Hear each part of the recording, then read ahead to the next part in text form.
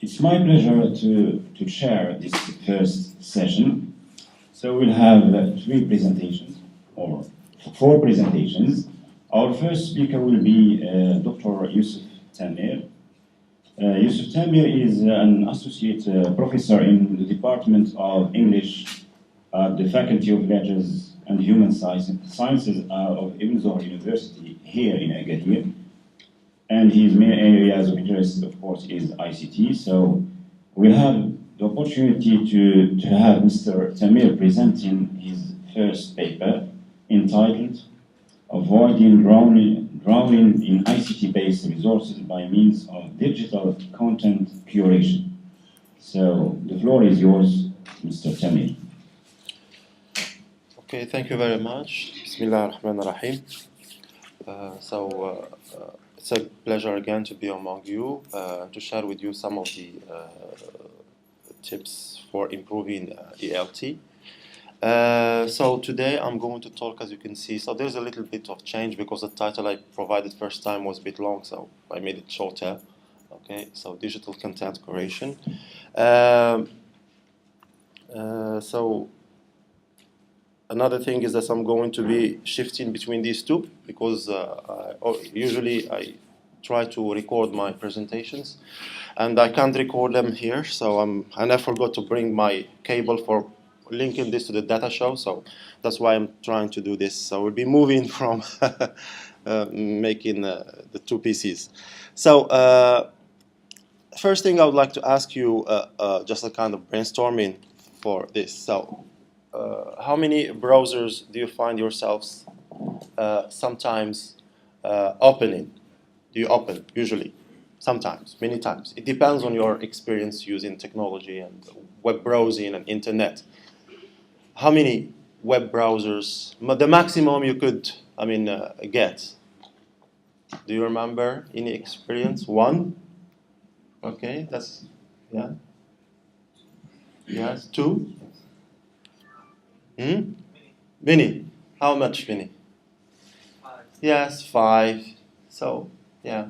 And then the list can go more and more depending on the user's experience. So if you are using much of the internet resources and you are online user, so you find yourself sometimes having some kind, so many browsers openings, okay? So it's going to be something like, okay, like this. That's an example. Okay, so you can see there that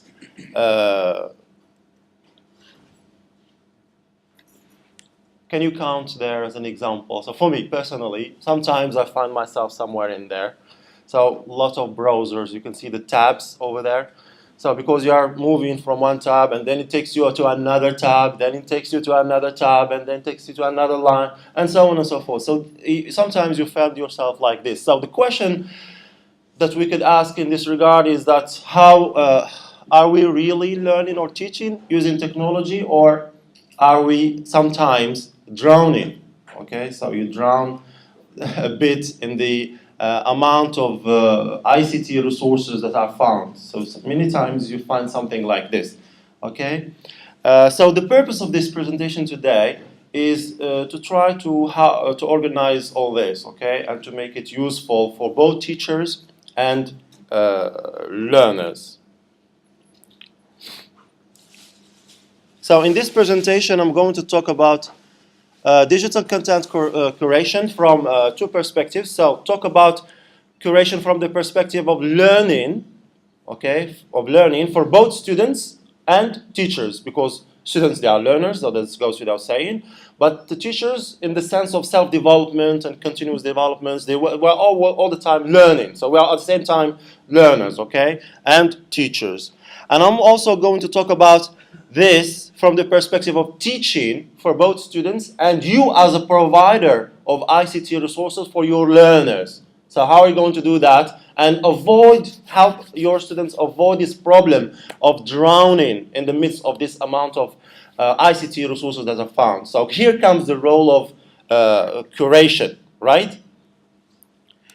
Now, the question maybe just as what do you think is, some of you are familiar with the word curation?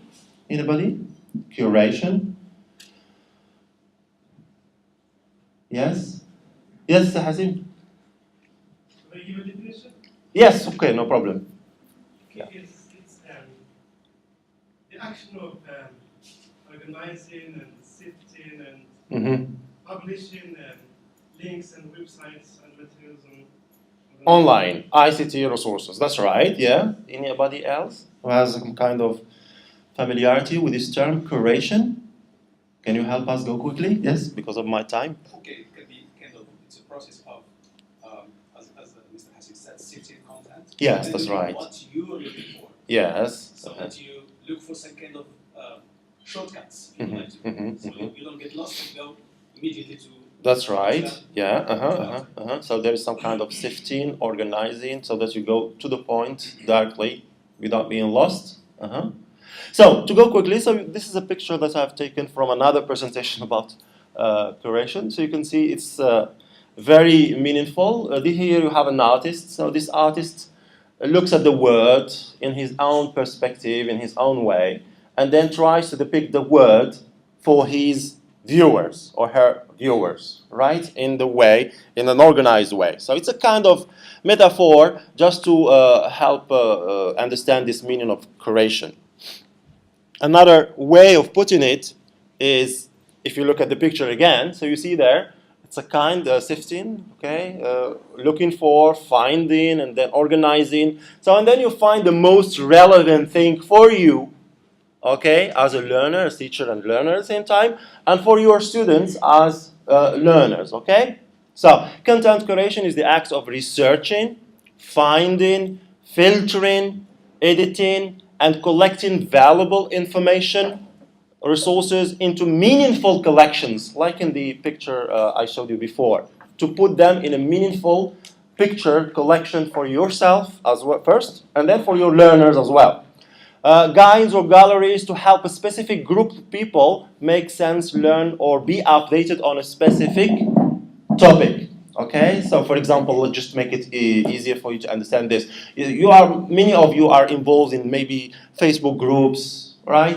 And maybe they go to blogs, okay, where they can get. So those people and those people in the Facebook group or in Google groups or whatever group, and those people who are blogging. So there are some kinds of curators. They go online, find some stuff useful, interesting, relevant for him and for the audience that are following him, and then post it in the blog, okay? So this is very... So curation, content curation is not the same as social sharing. We have to make a difference here between these two, okay? Curation. There is a difference between curation as such, looking for information, finding information, relevant information, and then organizing it and providing it for the audience. And then there is a difference between this and social sharing. Just the fact of social sharing, or reposting, or retweeting, or liking, or favoring a specific content. Now you go to YouTube, and then you find a channel, then you favor a video. Okay, that's favoring. So it's maybe the first step of curation. It's not the curation as such, maybe the first step. You go online, YouTube channels, videos, you find tutorials, and then you favor the best tutorial you find on YouTube channels. This is the just first step. But then comes the next step for you as a curator to get information from here, information from there, organize it in your own way, and then maybe you as a new YouTuber, you can make your own video and then post it in your YouTube channel, right? So the difference is in intention. I'm not going to go in the video there. So the intention here, okay, plays a role. So I'll explain. So the question to ask is, who are you doing this for? Social sharing and personal expression are about me. I like something, it's about me. And then I put it, I share, I favor it. I like something on Facebook. And then I tweet something or retweet something. It's about me. But curation is about making sense of a topic, issue, event, person, or product, or whatever, for a specific audience. So it's about the other. Curation is mainly about the other. So you see the difference between social sharing and favoring and liking and tweeting and curation. Okay. I think you have an idea. So because I have to go quickly. But you can have the PowerPoint later where you can... now, why curation? Can you, from this very short definition, do you have any ideas about how curation can help improve education, ELT? One little piece of information, yes? Maybe you're not just passive, you try to evaluate the material. That's good. Yeah, for sure. You evaluate the material you're working with, and you organize it. Yeah? Maybe to set borders to the learners, to limits. Yes. Limits. Where they should stop, yes. So that's part of organizing things or materials for the students or for the learners. Save time for yourself and basically for the other, especially your learners. Okay, so there are a number of things. First of all, as you can all familiar with, there is an abundance of information that needs to be organized, especially nowadays, and it's getting worse. Worse not in a very negative sense, but it's worse in the sense that we have so many things to have to deal with. So there is an abundance of information that needs to be organized. A growing number of open and freely accessible teaching learning content hubs. This issue of open education, open or MOOCs or open learning, open teaching, something that is, you go online, you find a course, you can take it. But then, is this a valid course? Is this valid information, good information for you, good training for your students? Yeah, there's a question mark there. So you need, as a teacher, you need to go and do something about that and filter, as we have said, about curation, and then provide things appropriately for your learners and students.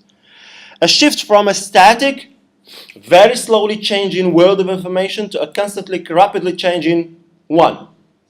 And you can see this, the world of technology, the world of information technology is growing so rapidly. The job market is rapidly changing, new skills needed. So from this change that's taking place in the world of technology and the behavior of the people, you can see this from us using mobile phones. Because of mobile phones, where maybe many of us are connected, so we spend much of our time being connected and finding resources online, you know. So here there are new skills that are being developed, okay, and that's being requested by the job market. So involving our students, we're going to see this later, involving our students in this world of curation will help them be ready for what is coming up in the future. Okay. Alternative certification systems, okay. Teachers and professors can now curate their own textbooks. Some Morocco, some are already doing this, as I'm going to show you later. They have textbooks and they start curating about that, okay. Yeah, so this is already. So benefits of curation for academic institutions. So one benefit, it's an opportunity for the academic institutions to create new value. They have, that's schools and, universities, they have their own materials, things. You can find them in photocopies, you can find them, the polycop and, kinds of things, traditional way. So to make sense of all that using this new means of curation will give more sense, okay, for the audience. So this is the meaning of this idea. Opportunity to create new value from their existing resources and assets. So it will look something interesting rather than the old way of doing it. It's an opportunity to create new value instead of imparting and certifying old information. It's an explanation for the same point. And also, it's an opportunity to become true incubators of talent. Because I'm talking about this issue of preparing our students for what's coming in the future in relation to the job market and the needs of the job market. So this, involving the students on the world of curation, will prepare them to some extent to these new demands of the job markets that are becoming more and more in the future. So opportunity to become the new Google of information. Because we have to stop here and talk about this issue several times, especially in the very beginning of our experience with internet. I'm talking about my experience and many others that I know. We started doing it this way. Google, and then you go wherever it takes you. Okay? This is how it started. They take you to a website, another website, another website. Okay? And it's still the case. It is still the case because we usually resort to Google to find the resources and things. But now there is something else that is being, that is taking place. So now, because many of us are members of groups, Facebook groups, Google groups, Yahoo groups, or whatever, because of you, we subscribe to channels. Okay, this is new perspective that needs to be developed, and then also people who make some tweeting and using Twitter a bit. So and Google Reader. Okay, so this is also an experience, or RSS feeds, bookmarking. Okay, so you see that there's a new tendency developing. Instead of you going to Google and then look for information, so you become because you belong to those groups, to those RSS feeds and bookmarks, so things come to you. Because you like them, because now you go to Facebook group. Let me talk about Facebook group because it's the most developed tendency in our context. And then you go to that Facebook group and then you see some interesting post and you take it. So whenever you need something, you go to that Facebook group and you take it. Instead of going to Google and then, so the same thing, so here the opportunity to make the new Google of knowledge, because this is the tendency that's going. Curation is becoming the future rather than just relying on Google for finding information. So it is, as it's called here, curation is the new search. So for learners, so immersive and holistic, comprehensive approach to learn a subject collaboratively, since we're talking about collaboration. This is an opportunity, curation is an opportunity to apply this. Students as curators, students can themselves become curators. There are presentations online you can find how you can make your students become curators of knowledge, because it's like doing project work, kind of thing. So that's something similar. Developing future work skills through content curation. Curation trains students in developing the various skills needed in the future. Allows to learn and comprehend a topic in a multidimensional way. Okay, you can see things from different perspectives rather than just giving them one, and to memorize it. Helps learners to see the forest from the trees, and helps them see and understand the relationships and links that connect various domains and activities. So these are some of the benefits of curation. Now, continuation. So we have. So how much time do I have? 5 minutes. Okay. So allows to learn and comprehend a topic in a multidimensional way. Okay, I think it's clear. Helps learners to see the forest. This is repetition. Sorry, because didn't.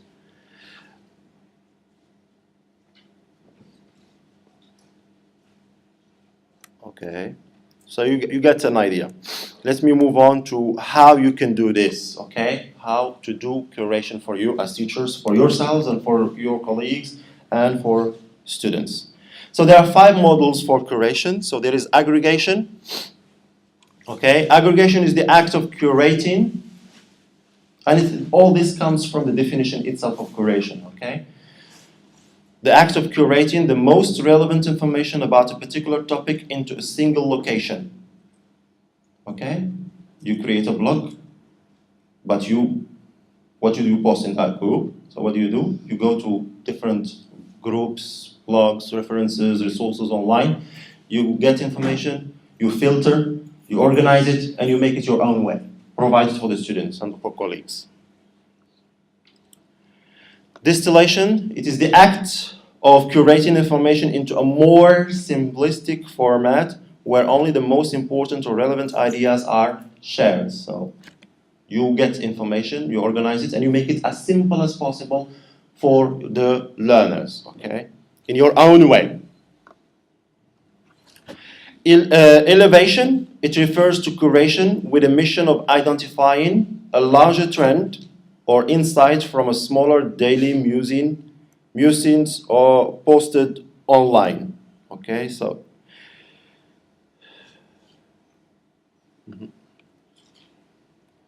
Mashup, it is a unique, curated juxtapositions where merging existing content is used to create a new point of view.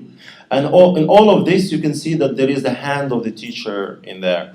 So you make it your own way. You find information, you filter, you organize, and then you juxtapose ideas. Okay, I found this by X, but I found something else by Y, and I see that they both complement each other, something like this, okay? Chronology, it is a form of curation that brings together historical information organized based on time. Okay, so you organize things, you find information, you organize on the basis of chronology or time. Now, how to approach curation? First thing you need to do is find great curators. Okay, there are curators online. Find them and then follow them, and then engage with them, and then encourage them, because they also need encouragement, okay? So you find those people, you can use Twitter for that, you can Facebook for finding these people. And now most of the experts in the field of ELT using technology, they have their blogs, they have their own Facebook accounts, they have their Twitter accounts. You can find them online, look for them, and then follow them, okay? So, and then get engaged with them. Okay. Now, there are other things you need to, okay, learn how to be a curator, and how are we going to do that? So find the most relevant, interesting, these are some steps you can follow in doing curation. Find the most relevant, interesting content to, okay, to incorporate into your class, to aggregate, filter the content, and select the best resources in terms of quality, relevance, originality. Editorialize, that you say, add your own perspective and contextualize the content, introduce, summarize. Then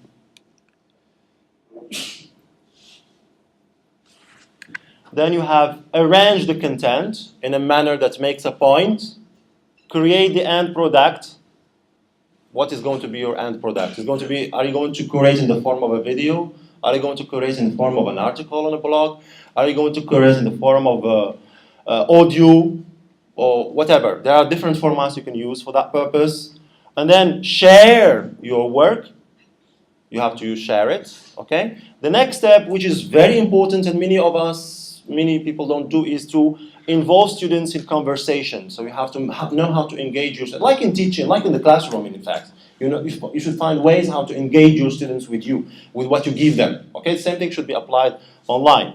And then track and assess the contented current. So you track that. How many commands did I have? Were the commands valid? Were not valid? So you have to find some assessment about, okay, all that. So these are the steps. Now, content for the tools you can use, there are a number of them online, so I'm not going to go there. So very few. I'm about to finish. So first, there's this one, Learnist. Okay. There is this one, macrocommunity, okay, .org. There is academicpub.com. There is curator.co.uk. There is Digo. I think some of you are familiar with this one. Yes, I'm about to finish. Your videos. So if you want to do video, there is drag on tape. EduClipper. Okay, and then there are a number of them, so you can find. I'm going to stop.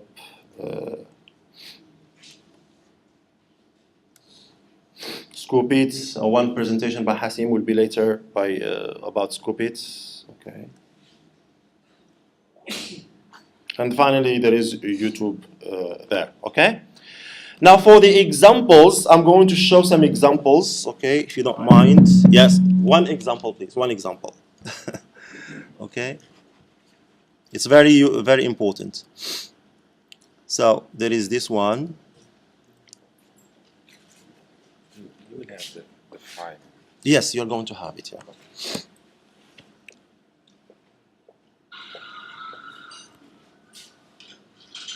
So this is Edutopia, I think familiar with, okay, Edutopia, it's one place for doing that. Okay.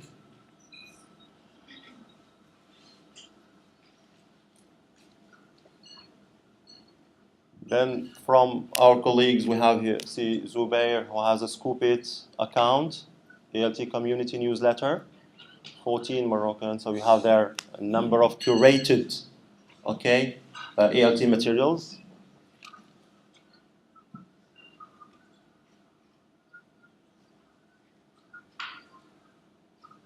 Then Hasim, the same thing. Okay.